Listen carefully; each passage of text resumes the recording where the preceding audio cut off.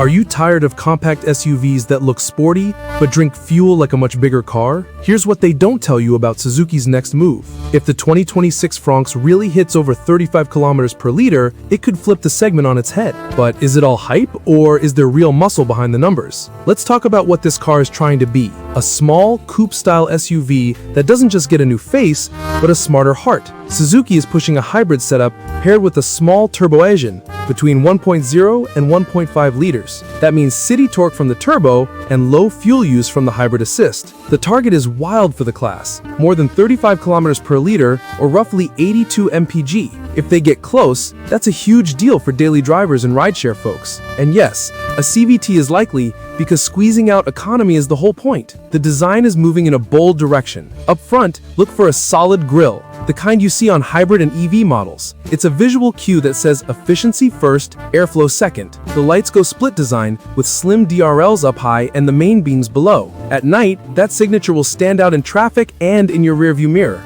Double fenders run front to back to give it a wider, planted look. It's not just lines for the sake of style, it ties the whole body together. The coupe roofline stays, which keeps the Fronx looking fast even when it's parked. Expect a mix of wheel designs and colors to match city or sporty vibes. Inside, Suzuki keeps it practical and techy. Android Auto and Apple CarPlay are standard across the board. Base cars should get a 7-inch head unit that does the basics cleanly. Higher trims will likely bump the screen size and add nicer graphics and features. Think wireless phone connection, smarter menus, and easier controls. The cabin should feel compact but cleverly laid out, with useful storage and clear sightlines. Expect simple climate knobs, tidy switchgear, and seats that are comfortable for long days. Push-button start and keyless entry are very likely on upper trims. If you care about a calm cabin, this matters. Fewer steps, less stress. Now let's get into the big question, how the hybrid actually works. You'll probably see the usual playbook: regenerative braking, an electric motor to help at low speeds, and short electric creep in traffic. That's perfect for stop-and-go roads where most fuel is wasted. The turbo engine brings the punch you need to merge and overtake. Together, they try to give you the feeling of a bigger engine without the fuel bill. Suzuki could spread this setup across more models, which means better parts support and faster updates. All-wheel drive isn't promised, but if it arrives, that would make the Fronx a rare hybrid in its class with added grip. Safety and driver tech matter more than ever, and this is where the 2026 model leans in.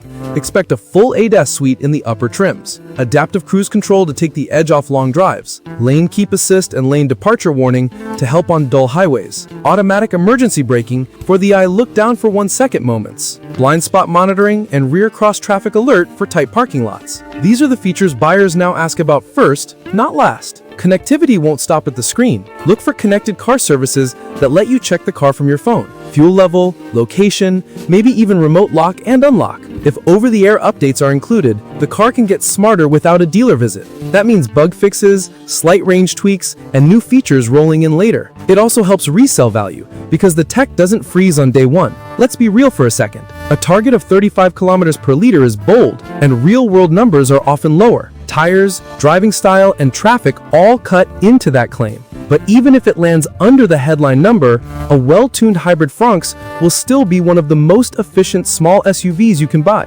With fuel prices swinging and commutes creeping longer, that's not just nice to have, it's peace of mind. So what's the catch? If it goes heavy on CVT tuning, some drivers will want more snap at higher speeds.